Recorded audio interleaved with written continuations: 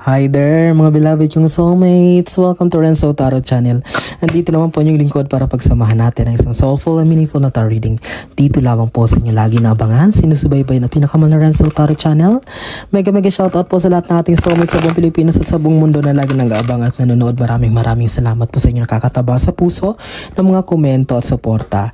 Welcome to our channel sa ating mga new subscribers, sa ating returning viewers. Welcome po. Merry Christmas po sa inyo pinakamahal kong soulmates.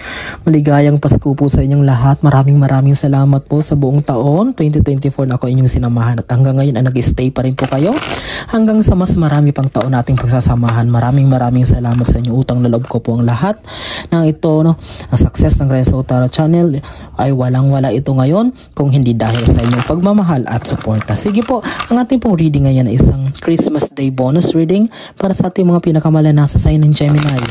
Ulitin ko, Gemini, Christmas bonus reading ko para sa inyo. Sige, last one shuffle para sa mga Gemini at sisimulan na natin. Yes, that's a very beautiful shuffle. Sige. Spirit Universe, Spirit Guides, Angels, Ancestors, bigyan niyo po kami ng 10 baraha para sa aming Christmas Day bonus reading. Pag ganito po napapakita, binabalik ko po ha. Bonus reading for Gemini. Pag ganito, nakaganyan, yan po kukunin natin yung mga tumatalon, tumatalsik na baraha. Sige, at kapag bago po kayo sa ating channel, ang inyong lingkod po ay kumukuha ng 10 baraha na siyang in-interpret natin ang mensahe base sa energy na binibigay ng universe sa atin. At tuloy-tuloy po natin na kukunin yung 10 baraha para hindi na po tayo mag-shuffle at baka ma-distract po tayo. Mas maganda po yung nakafocus lang tayo sa ating reading sa pagbabasa ng mensahe na nais paabot ng universe. Okay, so far meron na po tayong limang nahulog. Sige, last 5 cards please. Spirit Universe, Spirit Guides, Angels, Ancestors. Last 4 cards please. Ilan na ba? Bigyan niyo po kami ng last. Tingnan ko nga. 2, 4, 5. Oh, isa na lang pala. Last one. Okay. Yan. Gemini, kompleto na. Okay, lagay lang natin sa gilid itong sobrang card. At ayusin natin. Bilangin natin itong 10 barahan na nahulog. Kung 10 ba ito? 1, 2, 3, 4, 5, 6, 7, 8, 9, 10. Okay, kompleto. Shuffle din natin para mas maganda. Okay, latag na natin ha. Gemini, stay tuned. Ulitin ko po. Maraming salamat sa inyong walang sawang tiwala, suporta, pagmamahal. I am still overwhelmed. Alam nyo, lalo na ngayong November, December, grabe, halos double, triple po ang paglago ng ating subscribers, ng aking mga views, comments, and talagang napakabilis. Maraming salamat sa inyo. Okay? Gemini, Christmas Day bonus, special reading para sa inyo. Let's begin with your opening card. Oh, this is a beautiful card. 6 of Cups. Okay, Cups is all about your dreams, ambitions, long-term goals, new milestones in life. But I can see here, it is blooming. Okay, namumukadkad siya. At the same time, nakikita ko dito, marami daw, alam nyo, Gemini, may sasabihin ako sa inyo. You are one. Hindi ko pa ma-finalize kung rank 1 or rank 2 kayo sa 2025. Basta pasok kayo sa top 3 sa 2025 na magiging pinakamaswerte. Okay? Pakinggan nyo ako, Gemini. Balikan nyo ako dito pag nangyari ito sa 2025. Pagpasok lang ng January 1, maniwala kayo sa akin. Bakit? Si Jupiter will be on you. Mag-move si Jupiter sa inyong bahay sa mga Gemini. So, Jupiter is the planet of luck, o yung swerte, expansion, growth. So, expect nyo na, Gemini, ang paglago ng kapirahan, magandang trabaho, business opportunities, love life, good health, everything holistically, Gemini, para sa inyo sa 2025. And balik tayo dito sa 6 of Cups. Ang gusto ko sabihin, hindi lang basta trophy makukuha mo, ang ma-achieve mo, but namumukadkad may bulaklak. At the same time, makakapag-share ka pa sa iba. Okay? Huwag niyong kalimutan pag nakuha nyo na ha. Huwag niyong kalimutan kapag na-achieve nyo, baka makalimutan nyo mag-share o tumulong sa iba. Kasi tingnan mo, yung bata na magre-receive ng tulong mo ay she has a smile on her face. Ibig sabihin, magiging masaya siya. At kapag naging masaya matutulungan natin, ay magra-radiate ito ng positive vibes o mapoproduce ito ng positive vibes or positive energy na siya namang magiging, kumbaga, ito turn the universe into a blessing. Okay? Kapag may natulungan tayo, sometimes hindi tayo aware, akala natin we just help, but we don't know na, lalo na kapag malaki ang impact nung binigay natin o tinulong natin sa isang tao o naapektuhan talaga ang buhay niya, lalo kung nadugtungan natin ang buhay, may sakit, or parang nabago natin ang buhay ng tao na tulungan natin. The happiness na maglalabas sa buhay niya, sa sarili niya, yun yung energy. Yung energy na yan, it will be turned or in a form of a blessing para sa'yo. Okay? Okay. Sige, sundan natin. Pangalawa. Oh, Page of Swords. Okay. Ang theme song mo dito ay Top of the World. I'm on the top of the world looking down on creation and the only explanation I can find. Oh, diba napakanta ko sa inyo? Why? Gemini bilang isa sa pinakamaswerte next year, talagang you will feel that you will be on the top.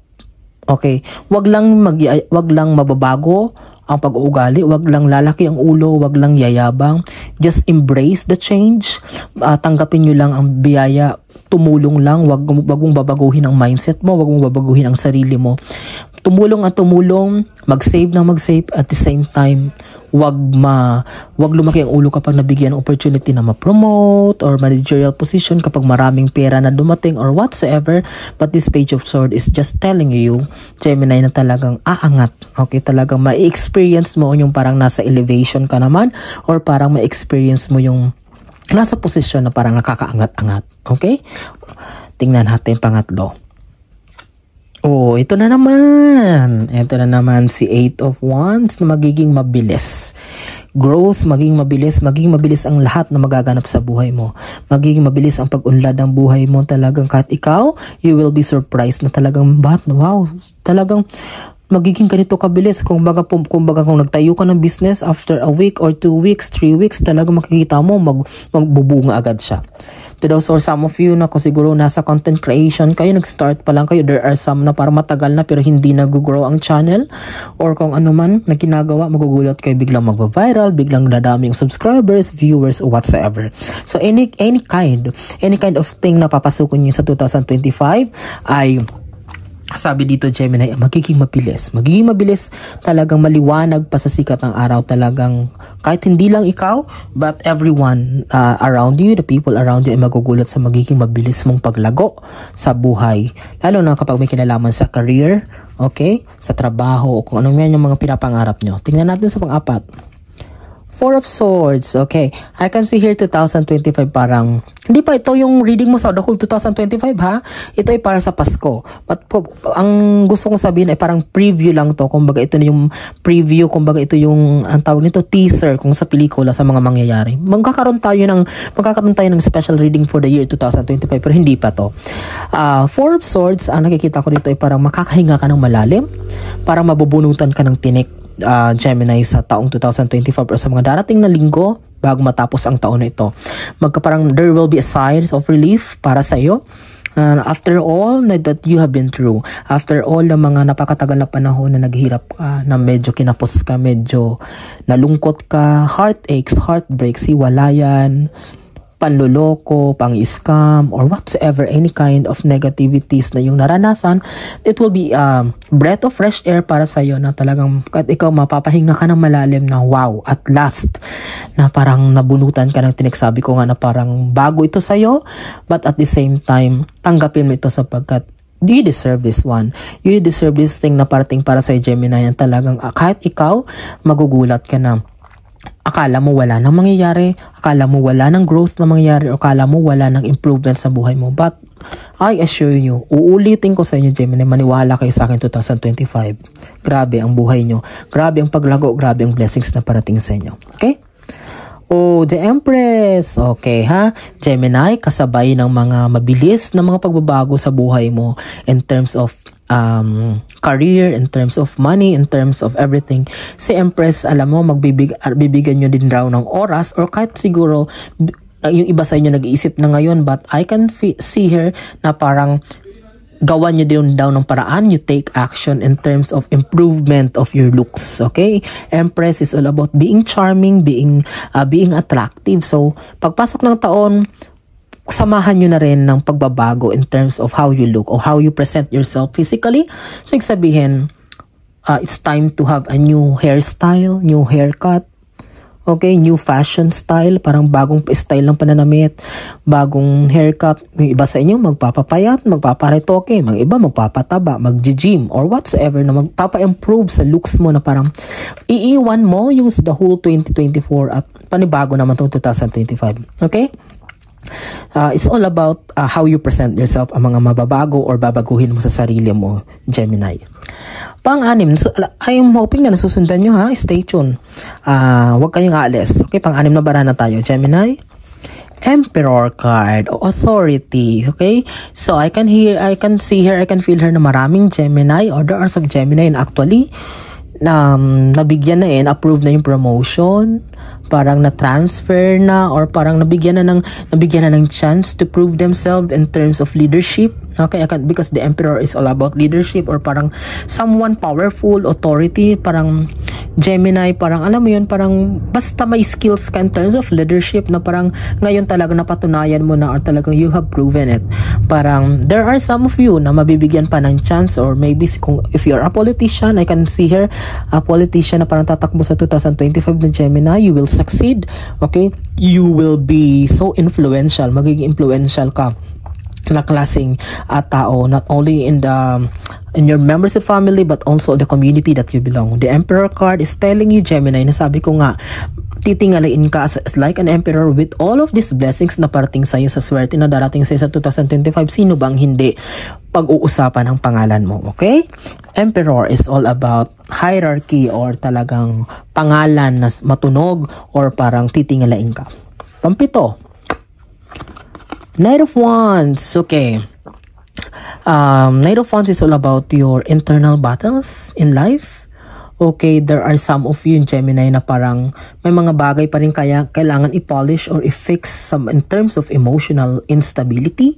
Siguro ngayon ay parang may mga Gemini pa rin na parang alam mo yun, parang bugnutin or parang irritable, parang akala mo lang yun, okay ka, akala mo lang yun, but there's something wrong about your emotion. Baka mamaya ngayon happy ka, tomorrow happy, the next day parang bigla ka nagtaray, nagsungit. Parang hindi stable ang emotion, no? Okay, kailangan mong matutunan, you need to fix it, you need to do things na para maayos ito. Okay, kasi baka mamaya kapag hindi mo ito maayos, lumala ito, kapag dumating itong blessings at baka ma-overwhelm ka, baka mamaya puro palpak ang desisyon na magawa mo. Chance mo na to para makapag-ipon, chance mo na para palaguin ang pera mo dahil sa swerte mo. At the same time, kapag hindi mo naayos ang iyong emotion, baka yan yung mag-cause ng failure. Oh, okay? Balik ka na naman sa scratch, okay? Gemini, fix that. Okay? Talagang ayusin mo yung emotion mo. Baka mamaya kulang ka lang sa pahinga, or kulang ka lang sa meditation, sa prayer, or introspection, pag mumuni-muni, self-reflection, yung mga bagay, yung mga pag-uugali, mga habit na hindi nakakatulong, tanggalin na, i-cut off na. Walang masama sa magbabago sa yung mga paniniwala. Pangwalo, diba? Here comes the sun. Kung kanina kinanta ko yung top of the world ngayon, here comes the sun. Okay, magkatapat sila ni 8 of Wands. Nasabi ko kanina, napakabilis ng paglago, napakabilis ng mga mangyayari sa buhay mo. The sun will be giving you the confidence, lakas ng loob, ng tapang, ng malinaw na pag-iisip, ng liwanag sa mga landas na tatahakin mo. So, okay, so andyan napakaraming sunflower. At the same time, there is a white horse na it symbolizes luck or swerte, diba? At the same time, the sun will be giving you the vibration or the aura, positive aura. Okay, parang dati malayo sa Gemini na parang laging stressful, laging nagwo-worry. Okay, at the same time, this Gemini, this sun card will give you, it will cast that worries away, tatanggalin niya lahat, at parang alam mo, parang kang bagong silang na sanggol. Ayan nga, may sanggol nga, bata nga, parang bagong silang ka na sanggol na parang this is a new you. Parang kahit ikaw, parang new version of myself ang sasabihin mo, na parang malayo dun sa dati na parang hindi ka makatulog sa kakaisip ng mga bagay-bagay. But here with the sun card, okay, the universe is telling you, Gemini, that you will be evolving into a new you, a chapter of your life na talagang malayong-malayo sa dating ikaw, but now full of positivity with the help of the sun. Okay, full of good vibes. Okay, good vibes lang, chill. Queen of Wands, okay, kung kanina ang Knight of Wands is all about your emotional instability, the Queen of Wands, I can see her, Gemini, ay sa emotion mo, but I can see her na parang ang karamihan sa inyo ay parang, anong tawag dito, parang ang lakas ng intuition. Okay, malakas ang kutob, parang laging tama yung mga, I can see her nga, parang sige nga, mag-comment niya ka Gemini, parang nafe-feel ko dito, parang lately, yung alam mo yung sa lakas ng intuition nyo, dahil parang heightened nga yung spirituality nyo, parang malinaw, natatandaan nyo yung mga panaginip nyo. Okay? Parang ilang araw na, parang weird yung mga napapanaginipan nyo, at the same time, naaalala nyo ito. Or parang magiging clear. Or there are some of you Gemini na parang nakakakita ng mga patterns, mga repeating numbers, 111, 222, or siguro mga signs or mga weird signs from the universe. Okay? Okay, pinapakita yun sa inyo. It's because the universe is reminding you dahil with this Knight of Wands na kailangan mong ayusin in terms of your emotion. Okay?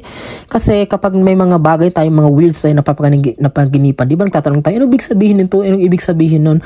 Actually, para sa akin, literally, wala siyang ibig sabihin. Ang ibig sabihin lang yan is there's sa subconscious mind natin. Siguro dahil, di ba, bago tayo matulog, kung ang utak natin ay puno ng mga worries, puno ng mga negativities na iniisip, magmamanifest yan kapag nagtulog na tayo. Yan yun, yung mga napapanaginipan natin.